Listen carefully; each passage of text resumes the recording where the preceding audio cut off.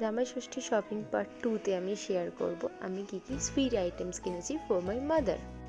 ফার্স্টেই দেখাচ্ছি একটা বলরাম মল্লিক অ্যান্ড রাধারমন মল্লিকের প্যাকেট, অ্যান্ড নেক্সট আমি for the first time try করেছি গোকুল গরমেট এই শপটা। বলরাম মল্লিক থেকে আমার total 2 item, two set of items আমি নিয়েছি। এটাকে সিঙ্গেল মিষ্টি, and next this is a platter. Here comes the Gokul Gourmet. This is so much expensive. I will share in last. চলো দেখা যাক প্ল্যাটারে আমি কী কী নিয়েছি। খুবই টেম্পটিং লুকিং কিছু সুইট আইটেমস আমি সিলেক্ট করেছি for the platter. Next item এই ম্যাঙ্গো সুফলেটা। আমি কখনো এটা ট্রাই করিনি, এর প্যাকেজিংটা ভীষণ সুন্দর। কেউ যদি ট্রাই করে থাকো আমাকে জানিও।